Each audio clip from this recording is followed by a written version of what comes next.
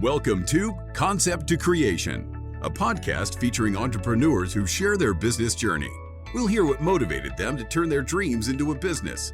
They'll share stories from the trenches of business, from raising capital, creating products or services, navigating regulations, hiring employees, and managing competition and growth. We'll discover their successes and failures, and they'll provide advice for budding entrepreneurs. Now, here's your host and fellow entrepreneur, Mike Conrad.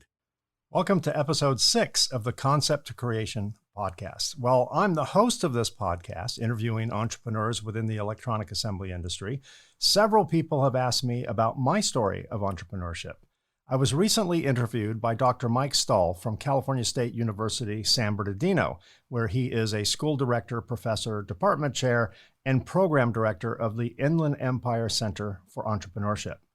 Dr. Stahl recently had me on his Hot Seat program, where we discussed the founding of my company and the nearly 30-year journey since that first day of my company. Here's my conversation with Dr. Mike Stahl.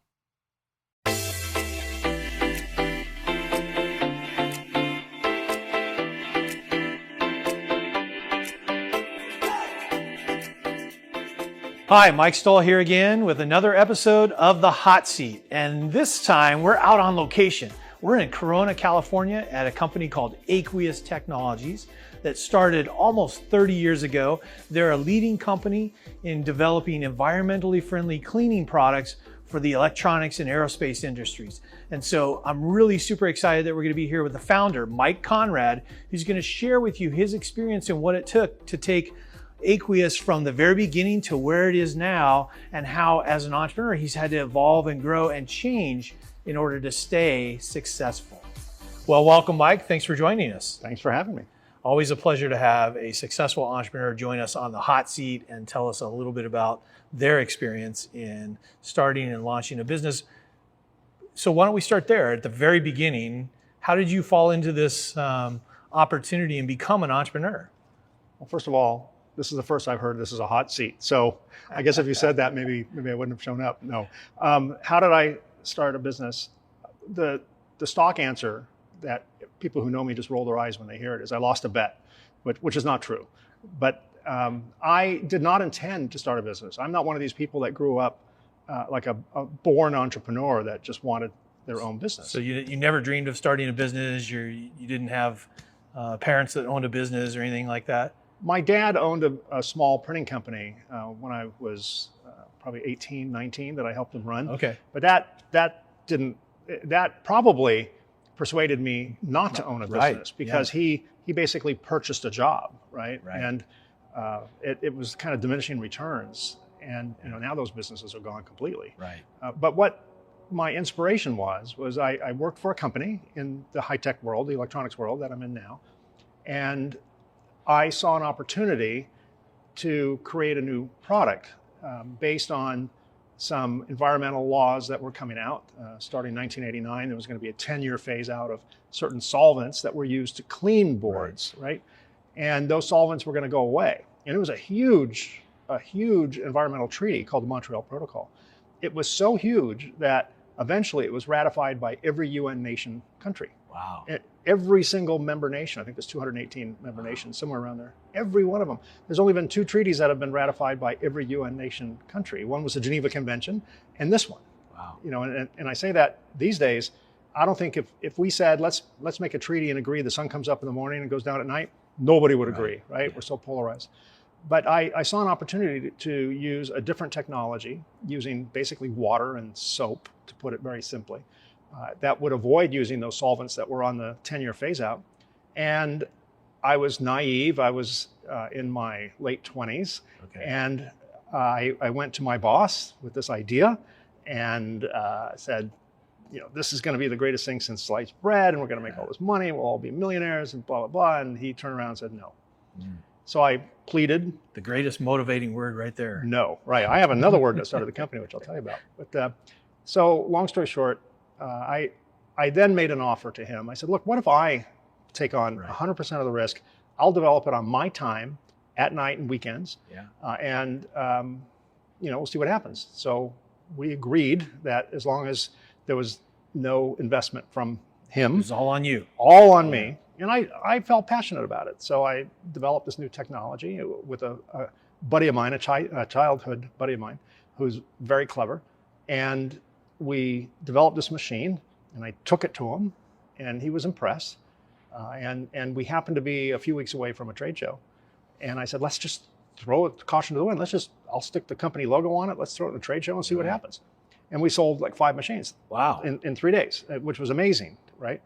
So then I was in this dilemma where I was spending nights and weekends building and 40 hours a week selling. Right. 2 separate, different sides of the fence. And I realized that I'm a clever inventor, but I'm not really good at running a business or manufacturing machines. My hands aren't connected to my brain the right way. So I made an offer to sell him the technology. I figured we're selling a lot of these machines. The company wasn't doing well prior to that, starting to do better. I'll just sell him the rights to the machine. Right. For my out-of-pocket, not even a profit. Right. For my out-of-pocket. So I sold him the rights to the machine, and then I falsely assumed that I was going to be kind of the king of the forest. The next time we have a product development meeting or a strategic planning meeting, I'm going to be carried in on a chariot. I'm going to be fanned by, with grape leaves and all this stuff. And that wasn't the case. That was in my head. So I came up with the next generation idea, which was to have a machine that has no drain. We got rid of the solvents, which was great. But now people were asking, well, where's the water going? So I said, I think we're going to need to fix that problem before it becomes a problem. Right. And he wasn't interested and said no. And I was so personally affronted by that, considering I was right the first time. I thought I had all this credibility, which I only lived in my head, as I said. So I said his name. I said, I think you're making a mistake. And here's the 4-letter word that starts with F. It's not the one you're thinking. That started my company. He looked at me very dismissively when I said, I think you're wrong. And he goes, fine. That just knocked me at the knees, right?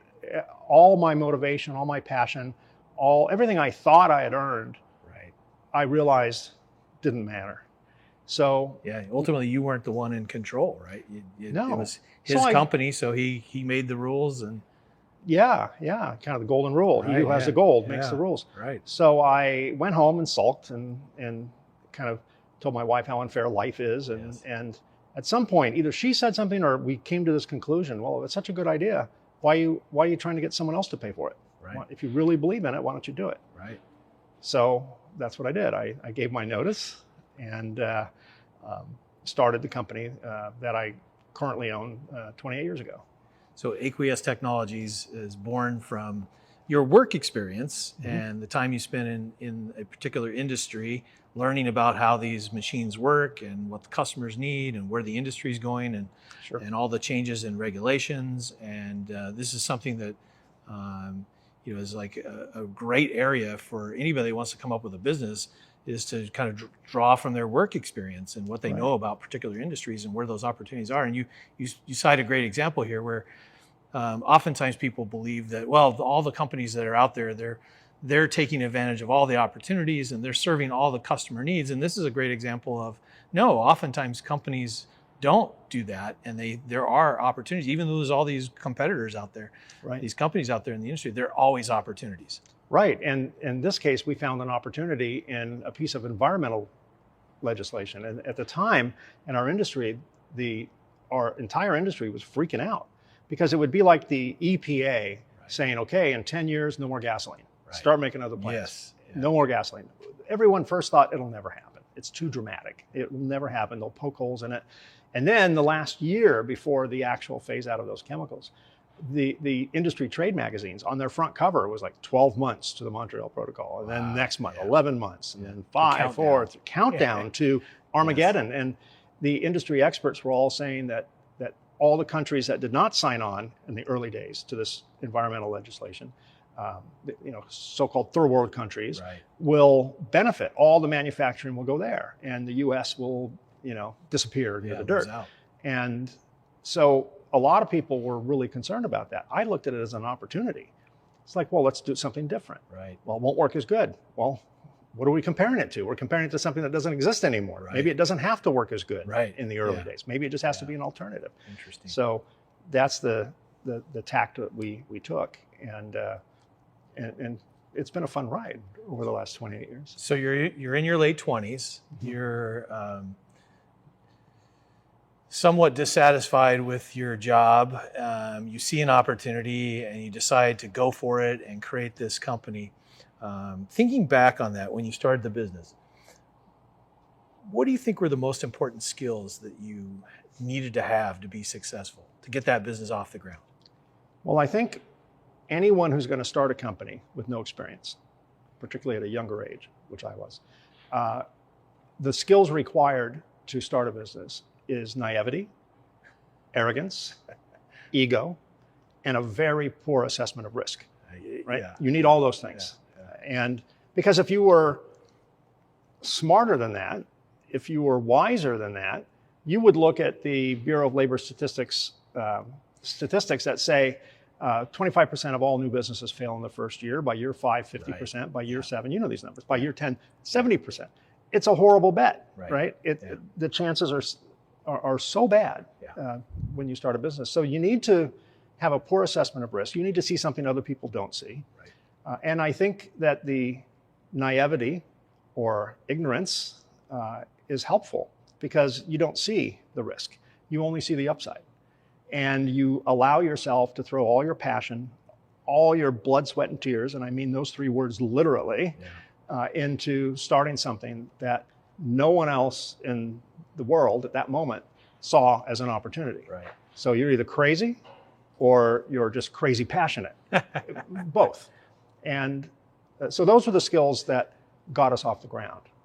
So now you maybe you sell yourself a little short because you talked about the risk component, but it seemed like you had done sort of a risk calculation in your mind that the industry was going in this direction, that there really was no turning back, right? That somebody was going to have to come up with the innovation and kind of be the leader in this change. There's an existing market, there's customers, you can identify them using your experience in the industry. So it seemed like you made kind of a logical bet, so for lack of a better term, that you did the sort of the calculus in your head and said, the odds are, it's a risky proposition, but I like my odds.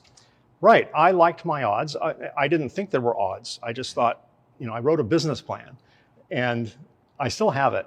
If I'm looking for a good laugh, I'll go through it. I wrote a business plan because I realized I need money. Yes. And we were young and didn't have any deep resources. We were kind of paycheck to paycheck. My wife was working at a bank, and thankfully she was, because she kept the money coming in as I could go play in my little entrepreneur playground.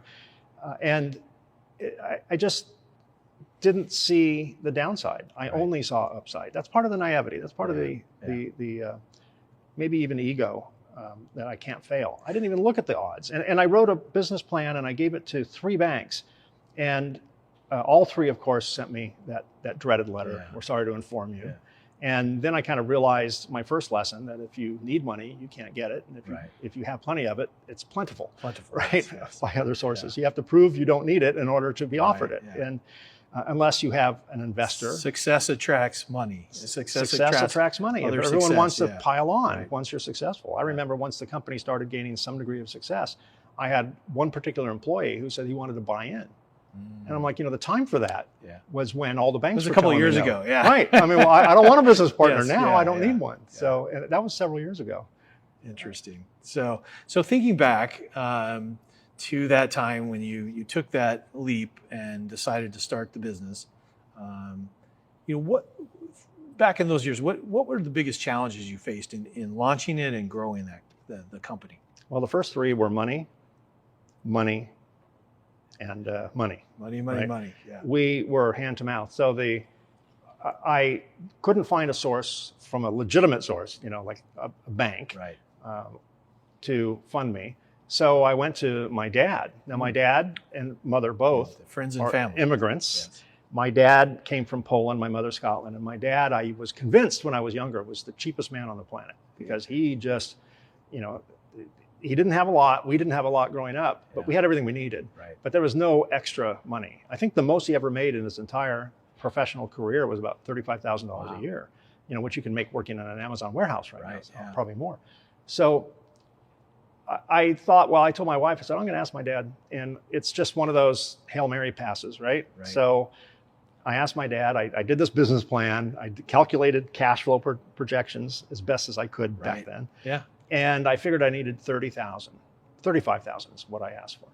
And my dad said, okay, let me talk to your mother and I'll get back to you in a week, which was, I can't even say it was a long week because I already knew what the answer would be. I just figured I'll kick myself if I don't ask. Yes. So he summoned my wife and I over to the house and said, your mother and I have talked about it. I'm like, yeah, okay. I'm already getting ready for the concession speech.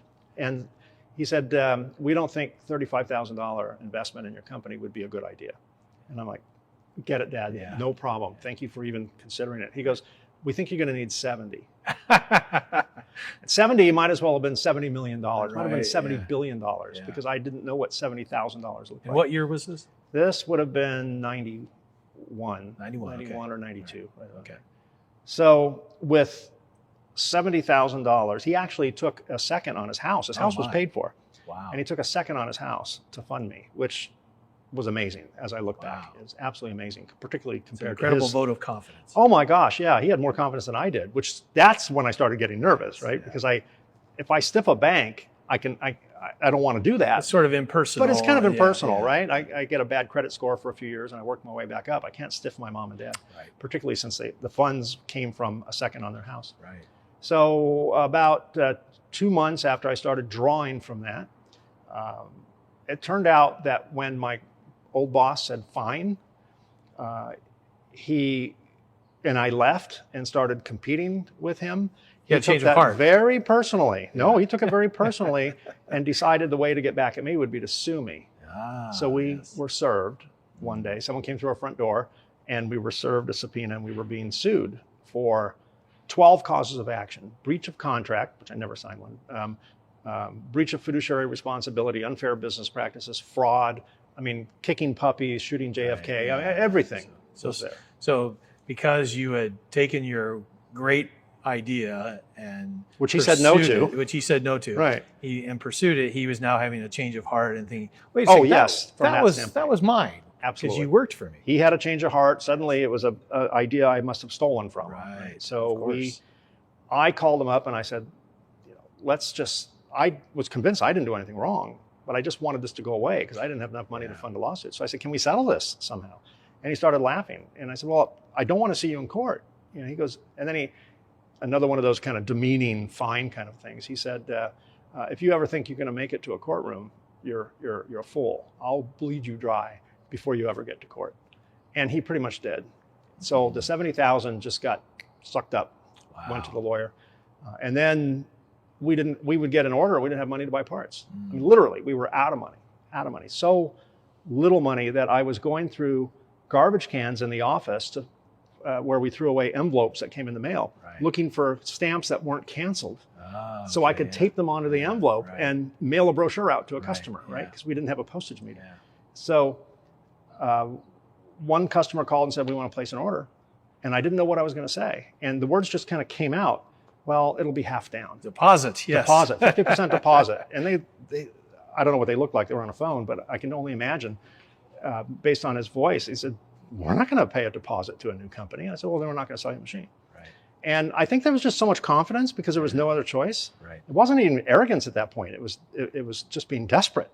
And every customer from then on out paid us a 50% deposit. We took 50% of the 50% and paid the lawyer. Right. We took the 25%, bought parts, and then when 30 days or whenever after we shipped the machine, they sent us the other 50%. We sent 50% to the lawyer and 50% to cover payroll, and we just did this for several years. Wow. And until we crawled out of debt. We had a trial. It actually went to trial. It was a 2-week trial in Superior Court. Wow. And they lost on every single count. And we were awarded a significant amount of money in attorney's fees, which we never saw because they immediately filed an appeal. So this is when you start getting kind of smarter without realizing you're getting smarter. I called my attorney and I said, tell them to drop their demand, tell them to drop the appeal. We'll drop our demand for the money. And she was horrified. She goes, you can win this. I said, how long? How long for the appeals court? 3 years. How much is it going to cost me? 50 grand. Do I get that back? No. Yeah. So I just said, no, settle it. We're done. Right. We'll both walk away wounded. We'll get we'll get even in the field, right? Yes, organically. Yes. Which we did. And which I took great pleasure in. Yes. And tell me, is that company still around? They are. They have like 3 or 4 employees, and they basically service machines that they built they really, back when I worked there. So they're really not a substantive They're company not anymore. part of our industry. They're not a shell of competitor. a company. Right, they're just selling spare parts. So you effectively put them out of business. Yes. Yeah. I'd like to think so anyway. I'm sure there was other factors too, but I like to think I was a big part of that. Yeah. Well, you were. And if he ever calls me and complains, fine. Yeah. Fine. Yes, Fine. exactly. Yes, that's a good word. Fine. Yes, fine. Yes, yeah. Good 4-letter word. So, so now you survived all the typical challenges of a startup in those the early years where you're on a shoestring and you're trying to get customers and you're juggling things and I would imagine you were doing a lot of the work yourself. Sure. In those early stages of business, we say that's the doing phase where Chief cook and the bottle washer. entrepreneur does everything. Yeah. But eventually the business starts to grow, and what are the challenges at that point for you? Well, I've long said it. This would be the absolute perfect business if it wasn't for employees, vendors, or customers.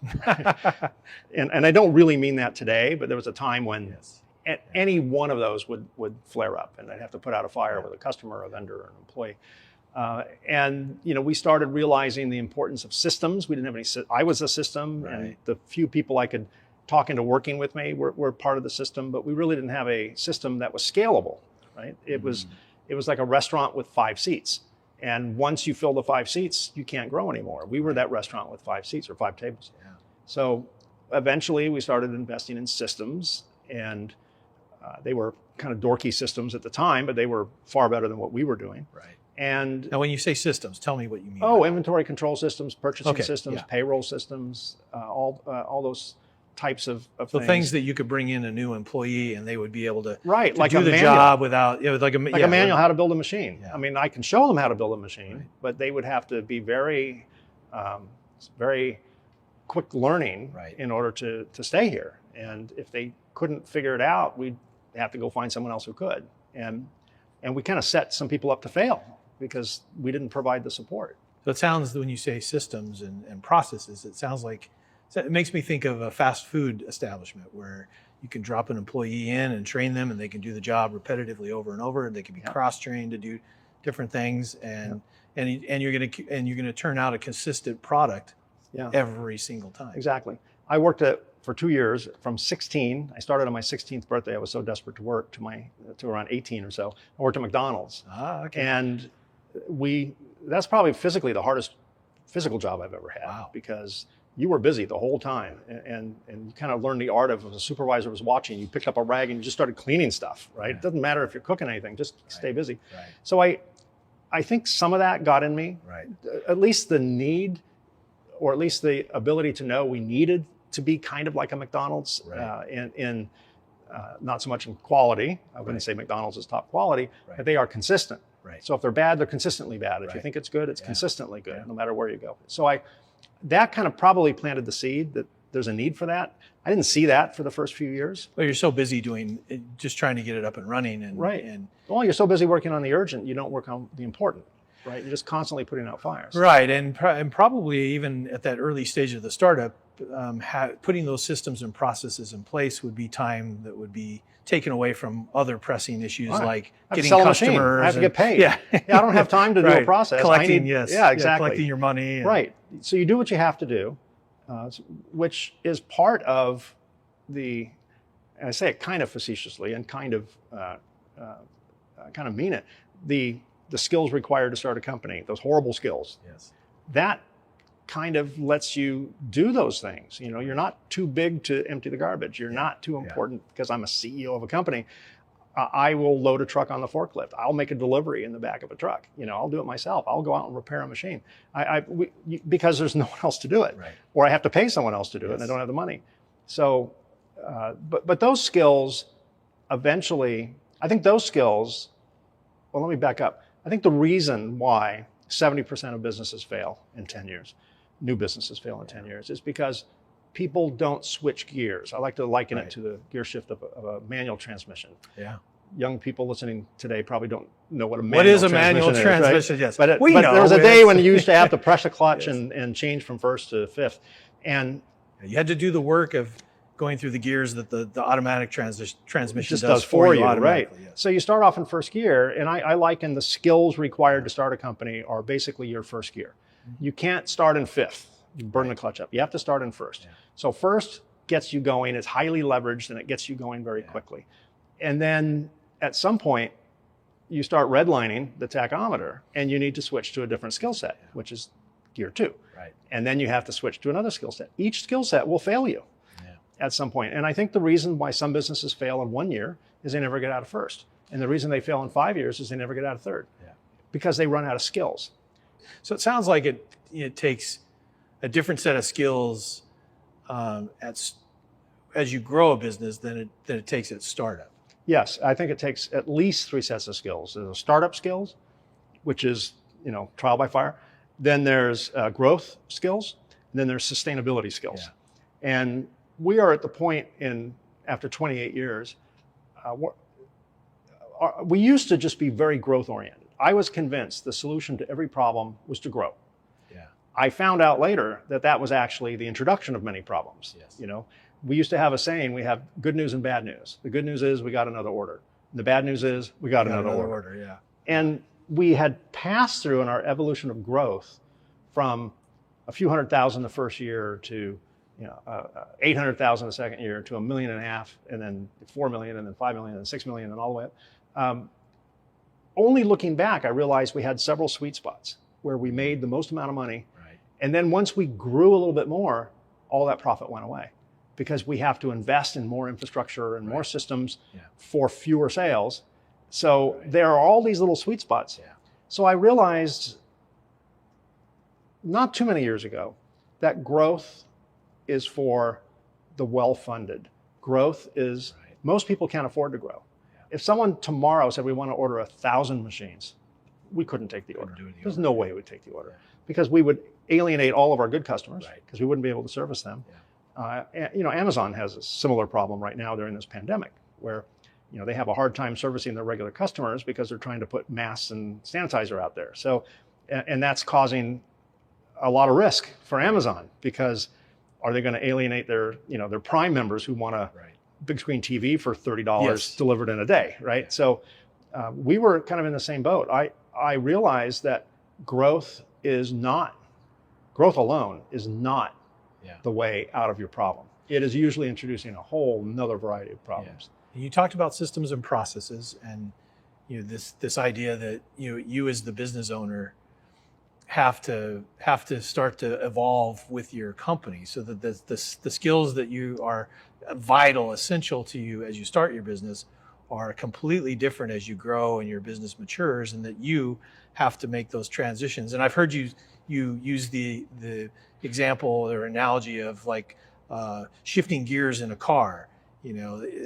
Current cars all have automatic transmission, and it does it for you. Yeah. But back in the old days, we drove cars where you could actually do the gear shifting yourself, and you had to watch the RPMs of the engine and make the shift at the right time so you could go faster and keep going.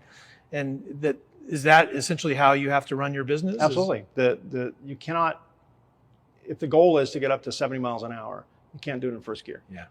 If the goal is to start in fifth gear, just hit the road running, you can't start in fifth gear. You'll never go 2 feet. So you have to go through the gears. You have to go through all the shifting.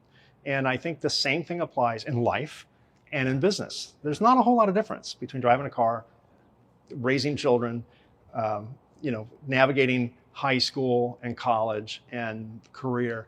It's all a question of shifting gears. What works for you in high school will not work for you in your adult life, right? I guarantee you. Yeah. People try all the time. Right. Yeah. And we read about them and we feel sorry for them because they just never kind of get on the train. They don't evolve. They don't evolve. And everyone has, I don't know where my limit is. I kind of do. I'm past the point of running this company. I don't run this company anymore. My team does. Yeah. I work from home. I do a lot of public speaking. I do podcasts, all in my industry. So you're essentially the Richard Branson. Without the money. Of your company. Yeah, so without his Richard Branson, fame. the CEO, the founder of right. the Virgin Group. Last I checked, I didn't have a private island, but maybe someday. But he has 300 companies under his umbrella, and he's the visionary. He's every one of them. He's the person that gets them started, but then he hands them off to these really talented people because he knows his skill set isn't in the day-to-day stuff. Right. When you start a company, you're convinced you're the smartest person in the room, in the conference room. I don't want to be this. I want to be the stupidest person in my conference room. I want to be surrounded by people way smarter than me because that's how I'm going to be successful. That's how I'm going to make money. That's how my company's going to be successful. That's how our customers are going to be satisfied. That's how we're going to make a difference in the world. Is for the founder not to be the smartest person in the room. So you want to surround yourself with bright, talented, driven, passionate people with skills that I don't have. Well, that seems like it would take a remarkable restraint of the entrepreneur's ego. The ego, obviously I still have an ego. It just doesn't show itself. It's put in a dungeon and padlocked. But yeah, you have to, I think it's just part of the journey. It's part of first gear. Yeah. First gear is high revs. When you're cruising on a freeway, you get the best mileage. Your revs your tachometer is very low. Yeah, your RPMs I drive a big car. Yeah. When I'm doing 80 miles an hour, I'm doing about 1,500 revolutions per minute. Yeah. If I slam my accelerator down at a green light, I'll go up to 6,000 RPM. Yeah. Well, that's the ego. Right. And at some point, we have to be able to leverage what we can, which is what a transmission does, and learn that there is more and less, and there is less and more. At least in not every business, but that's our business case. We make a whole lot more money now doing a little bit less business. We choose our customers as much as our customers choose us. Interesting. They don't realize that. We are in dating. Yeah. And when we kind of, after the recession of 2008, only comparable in cataclysmic events to the current pandemic, probably, we realized that ego was causing us to give huge discounts to really cool customers so our competitors couldn't have those bragging rights. Yeah. I would have been cheaper just writing them a $10,000 check and not building them anything. So essentially a quality versus quantity approach. So we decided that we know the kind of customers we want to sell to. And the irony is whenever we gave a huge discount to somebody, whenever a customer led with price, not quality, if they led with price, not only do we not make any money, they are the worst customer. They are needy. Their machines always need attention. They're not happy. They're always threatening. When we follow customers that don't lead with price, but they lead with value or they lead with how can you solve our problem, they become part of the solution. They are partners with us. We're selling a machine, but they're partners with us because they have to operate it. Yeah. And they end up giving us advice and they end up helping us. Even if there is a problem, they help us work through it, which helps them as well. So that took a long time to learn. Well, it's a hard thing because you're in business to every entrepreneur is competitive, and you want to grow your business. You don't want to be behind the curve and be kind of fighting an uphill battle, and you have your ego involved. We all do. And so that top line, that revenue number, we often say to our students that it's a vanity number, right? Sure. And that the bottom line is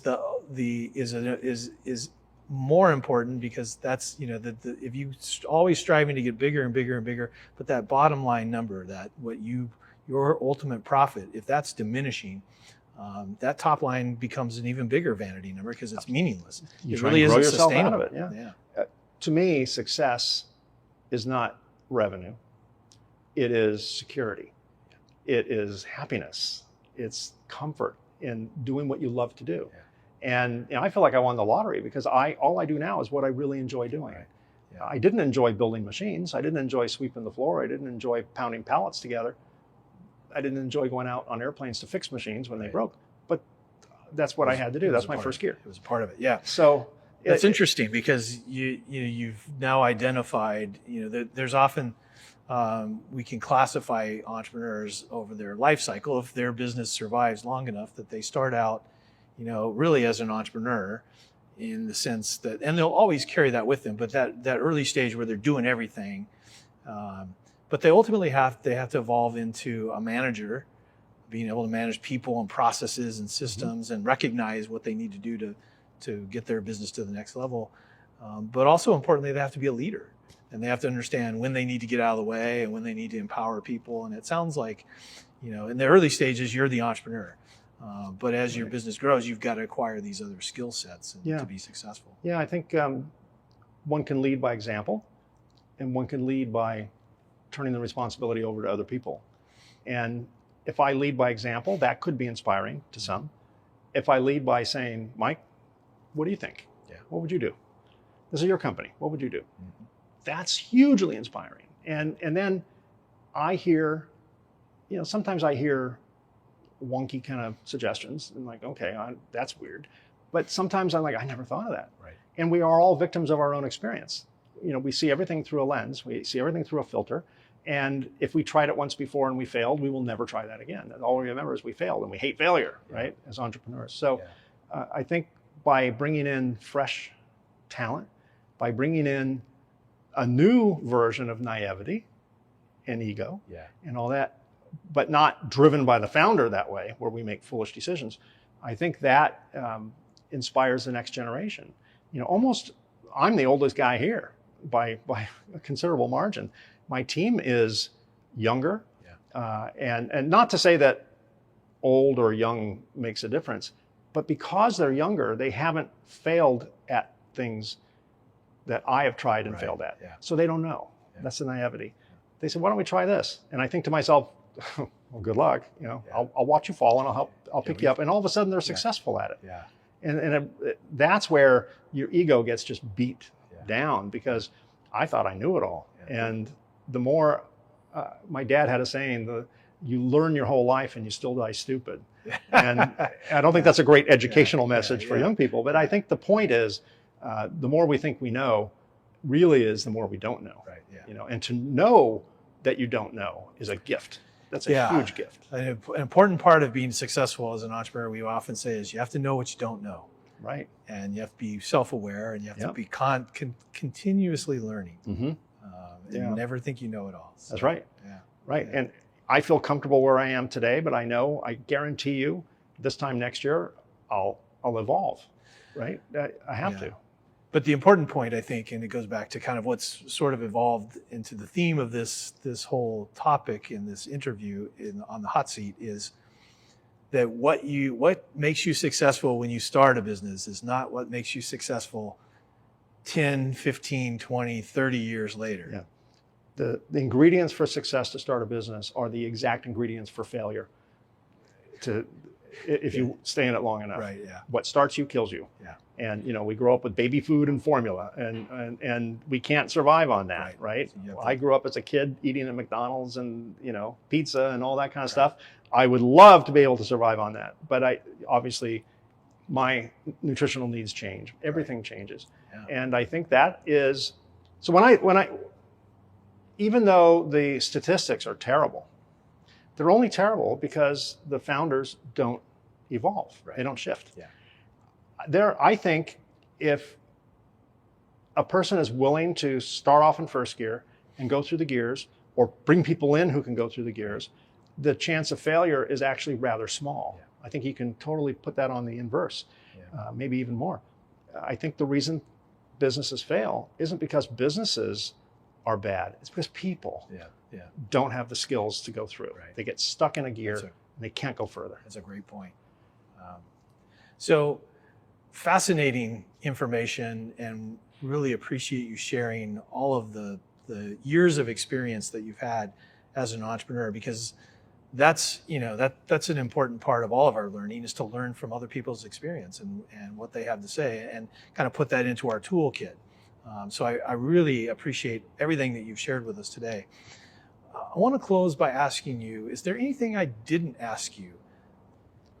Well, the most common question I get asked is, when are you going to sell your business? Or what's your exit strategy? Exit strategy now is not to exit. It's to step back and do what I enjoy doing. I love public speaking. I love my podcasts. I love webinars. I like all this digital stuff that we're doing now for my industry and some other things I'm involved in. So I'm just in my nirvana place, my happy place when I'm doing stuff like that. And my team is equally happy because I'm not here. So if I come in, I change the vibe because I'm the founder. I'm the guy that, they think might shoot down an idea at any moment. Yes. The boss is here. Yeah. In fact, I used to joke, whenever I walk into the factory floor where we're sitting now, several years ago, I would hear a whistle, a particular note. And the alert was and out. I didn't realize it until I probably heard it 30 times, and I realized, oh, wait a minute, that's me they're warning people about. It's like, officer on deck, but a subtle way to say it. So I realized that I no longer can add value to the systems that we've put in place, that other people have put in place, to the sales strategies that we have. I add value by being a cheerleader for our company. And I'm an ambassador of our technology and how our technology changes the world in completely astonishing ways. And that's what I do. So I don't know if me giving a speech results in a machine sale. I know that, like the old school locomotive, back in the days that we had steam engines, we had the engineer who drove the train and we had the fireman who shoveled coal into the furnace. What I do, what my team does, is shoveling coal into the furnace. I don't know what piece of coal took us from mile 1 to mile 2. I just know we shovel coal into the furnace, it builds up energy, and the company moves down the track. And again, it reinforces the fact that you've evolved. You have to evolve as a business owner over time for the business to continue to thrive and grow. I think I'm in 10th gear, if there is such a thing. I'm in 10th gear right now. So that's great. Well, when you get to 11, because 11 is the important gear. Yeah? Yeah. Tell me about It's that. an inside joke. Oh, it's an inside joke. Inside okay. joke. I'll tell you later. Tell me off camera.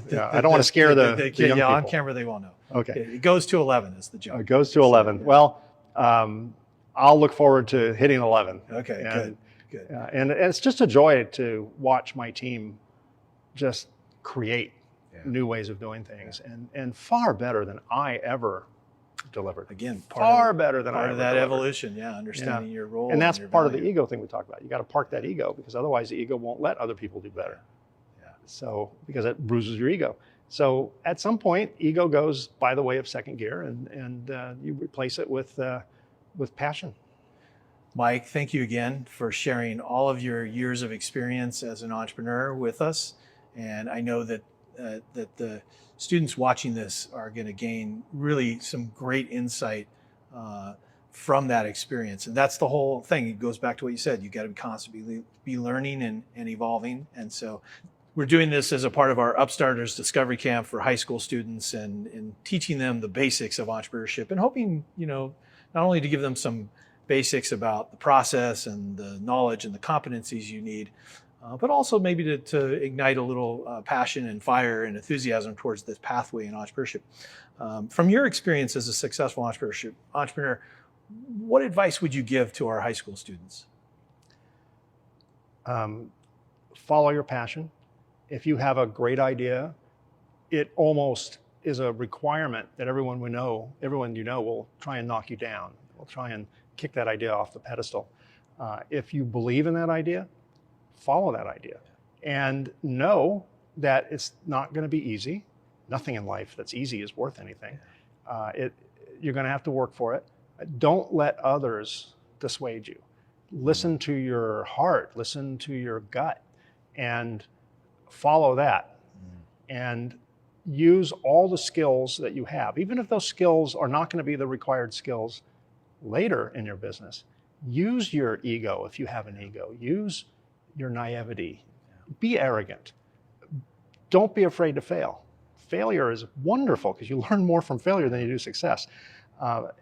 And just follow your dream. And it will work out. It really will work out if you're willing to follow your dream and you're willing to realize there's things you just don't know, and just open a space for that just keep an empty part inside you for things that you're willing to learn. Listen to others, but ultimately it's your business, it's your idea, and make it unique. Put your stamp on it, and follow your heart, and be willing to fail. Be willing to fail. That's the biggest thing. Sound advice, and advice based on many, many years of experience. Lots of failures. Yes. And the idea is have a few better ideas than worse ideas. But if you're too afraid to make a decision, you'll never make a decision at all. If you don't want to fail, you'll never put yourself out there. Yeah. And in the beginning days, the terms no guts, no glory, no pressure, no diamonds, no risk, no reward, those are wonderful terms when you're an early entrepreneur. Those terms will kill your business when you're older. Yeah. Then it becomes more safe decisions and savvy. Yeah. But in the early days, you got to put it out there. You got to risk. You got to be willing to risk everything. You have to be willing to lose everything. The consolation prize is if you lose everything, you're actually a more desirable employee or partner in a business, because I'd rather work with someone who tried something and failed than someone who only has seen successes, because you only have so many good hands.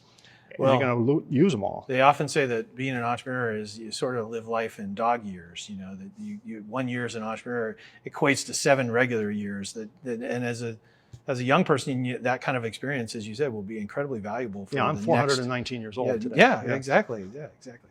Mike, thank you again for sharing all of your experience and wisdom with us in this about this journey of entrepreneurship, and reinforcing this idea that to be a successful entrepreneur, you really have to change and evolve and grow. And I think this is incredibly valuable advice and experience that our students will learn from. Well, thank you for all the work you do and with the school, and in particular with the younger kids, with the younger people, high school students. I didn't realize I had an opportunity to get into my own business until I was 30-ish.